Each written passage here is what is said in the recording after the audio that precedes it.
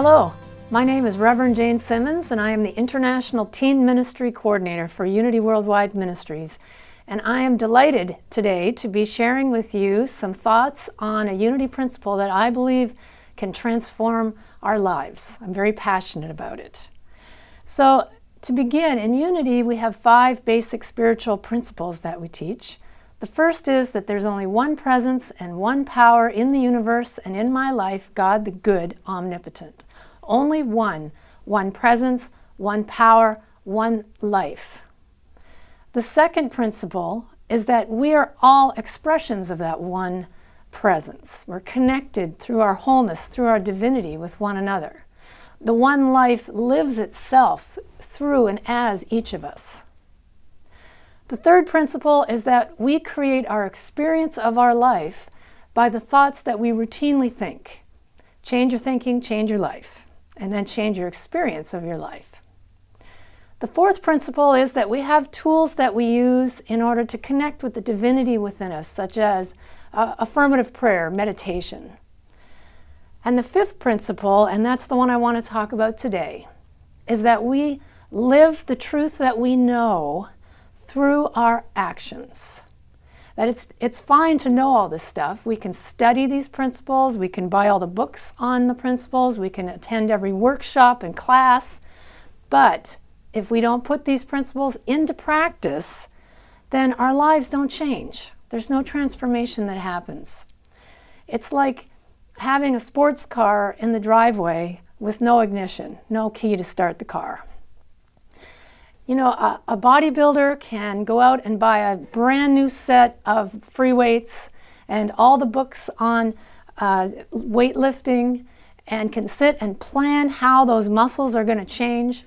But until that weight gets picked up and being used, the muscles are not going to start to develop. So it's all about putting into practice what we know to be the truth. And all of us have gifts and talents waiting to be expressed, waiting for ignition, waiting for that key to get us started. Our behaviors speak much louder than the words we say. And what we do with our life expresses who we truly are, expresses who we've come here to be, but it comes in the doing as well as the being. So knowing and understanding spiritual law is not enough. It's wonderful, but it's not enough. We have to live the truth that we know. Because until we live authentically, taking action, our lives will remain unchanged. Now here's some good news. We already have within us everything we need to do what we've come here to do and to be who we've come here to be. We are filled with divine potential. We have all of the resources within us. They may be waiting to be brought forth, developed, and expressed, but they're already there. So we don't have to add anything to ourselves in order to be able to take action with who we are. We just have to know that they're there. Maybe we have to work with them the same way we have to pick up that weight and start using it to develop. But they're already there, and that's the good news. And here's a second piece of good news. We don't have to do this alone. We don't have to go out and push a river and struggle with all the weight of the world on our shoulders to make anything happen. Within us is a power greater than anything we could ever know. And that power, spirit that's within our own hearts, deep within us, is just waiting to express. And so by taking time to go into the silence, turn within, go to that place of depth and knowingness and deep wisdom, listening to the voice of spirit, then we are guided into what action to take and how to do it. So we don't have to do it alone. We just have to get still and listen. And when that voice of spirit comes, it shows up as a nudge in a direction, or a feeling of motivation of some kind, or a divine idea that suddenly comes to you at some point, or even something you read in a book or something someone says. You know, it's always coming in all different ways but Spirit is speaking. And so when we get still and listen, we can then be guided and directed as to where to go, what to do, how to make that action happen. So it's important to take actions that get us to where we want to go, you see. And what that means is that we take authentic action. What do I mean by authentic action? I mean purposeful action that takes us in the direction of our goals and our dreams. And they don't have to be huge steps, giant steps. They can be small steps. It's like Socrates when they asked him, how do you get to Mount Olympus? Just make every step you take go in that direction. You know, it sounds simplistic, and yet it's very powerful way of being when we are taking those steps that take us to where we want to go. Just make each step head in that direction. We want our authentic actions to not just be busy work, not just be compulsive activity that actually is distracting us from the real issues. We want it to be purposeful action that takes us where we want to go. We also want it to be demonstrating what it is we want to create in our life. And this is a really important point. For instance, if we want to have more compassion, we want to be more compassionate in our life, then the action we want to take needs to demonstrate compassion. And as we do that, as we ask our guidance, what would be the compassionate thing to do here?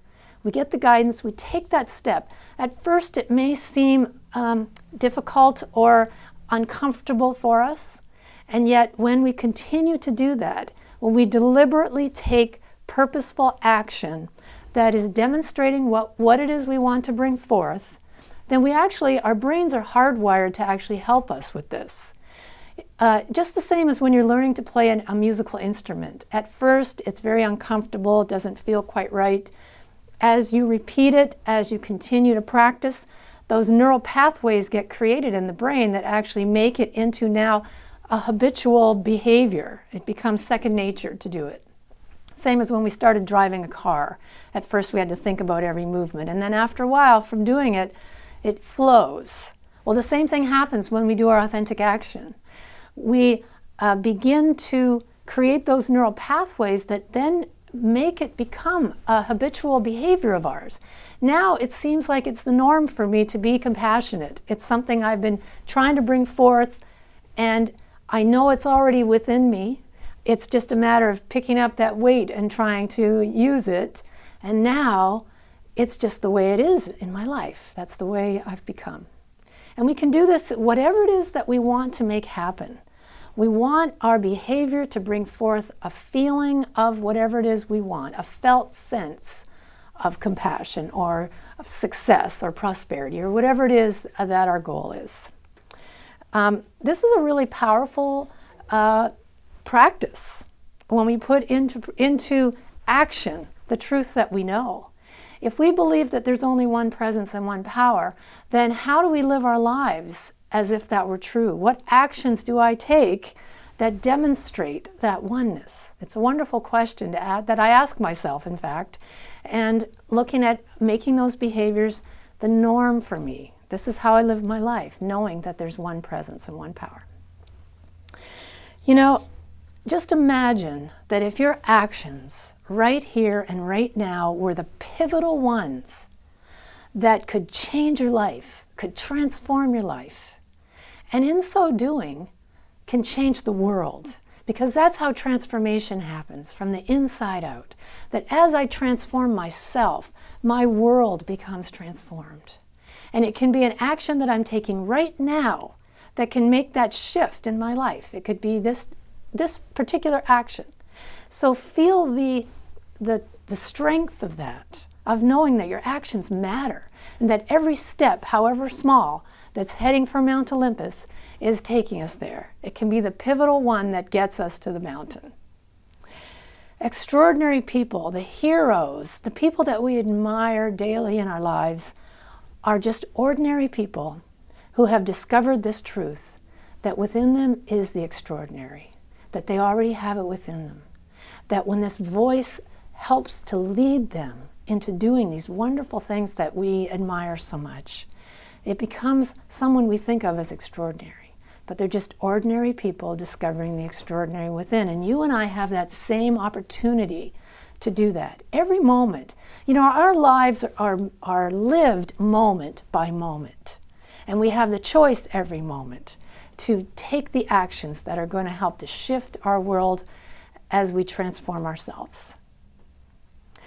Instead of being overwhelmed by the big picture or think that it's too much for us, we just take it step by step. I love Robert Schuller's saying that inch by inch, anything's a cinch. Just take it step by step and we'll get there. So the 3 things that you want to remember about authentic action are this. First, you already have within you everything you need to manifest your goals and dreams.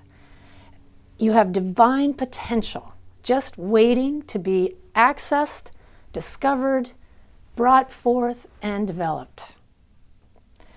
Second, you have the power within you to guide you and to direct you on this path every step of the way.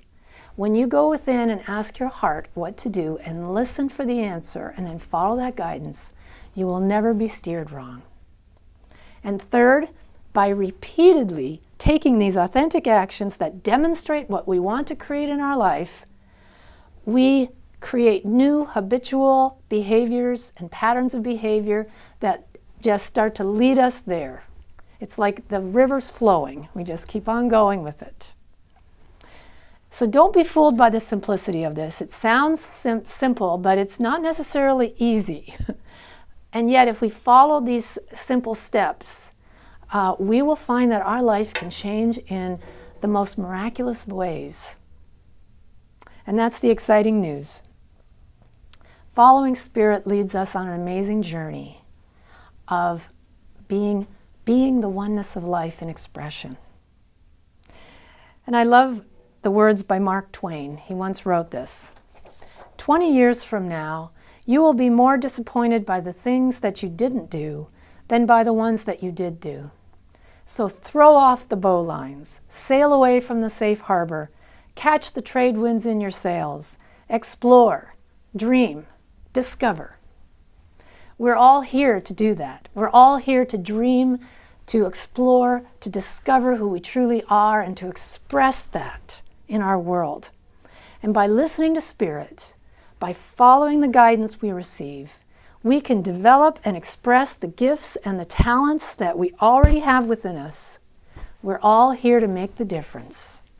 And when we use Spirit-led, authentic action, it will get us there.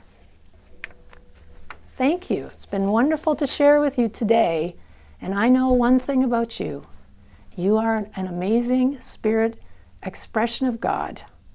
And you are here to make a difference on this planet. Namaste. Good morning. I'm John Biermann. I'm a student here at Unity Institute and also spiritual leader at Unity of Loveland in Loveland, Colorado, and I'm delighted to be with you today. I want to talk a little bit about unity and what it's meant to me. I've been involved directly in Unity for a long time, but my Unity career began when I recognized that Myrtle Fillmore had had a significant healing, and her work with prayer and healing by saying over and over again to her body that I am a child of God and therefore I do not inherit sickness. When I discovered Unity, I realized that there was a connection there because as a small child I had had a significant health issue, and it was only through prayer that I was able to overcome that health issue. And so when I discovered Unity and had that connection with Myrtle's healing, it really brought us together, and I've been in Unity now for a long time, over 30 years. What Unity means to me today, it really is all about hope, because I feel that there is so much in our world today that needs healing. There is so much in our world today that needs love and attention, and I feel like Unity has the answers, or some of the answers at least, to some of those issues in our world and in our society today. I know at my first Unity service, at the end of the service, we all joined hands and we said the prayer for protection and sang the peace song. And I had this insight that, yeah, there could be peace on earth if we all began to practice these principles in our lives. And So I began to practice unity principles, and I began to do more than just talk about unity. I began to actually put it into practice in my daily life. And it began to work. I began to have a new attitude and feel better about myself. And it's really been a marvelous journey over these 30 plus years being in unity. The other thing that I like so much about unity that I didn't have in my prior religious background is that there was no feeling of guilt associated with the principles or teachings of unity. It was more of a embodiment of the Christ within, and not so much a dogma that I had to abide by that I could never seem to live up to. And once I got in touch with that Christ within me, and I began to experience that, things began to change in my life. I began to appreciate all of life and to appreciate all people and to appreciate prosperity. And there's just been so many things that I could add. But unity has been a great vehicle, a great springing board for me to live my life by, and I'm very grateful for it and glad to be with you today. Thank you so much.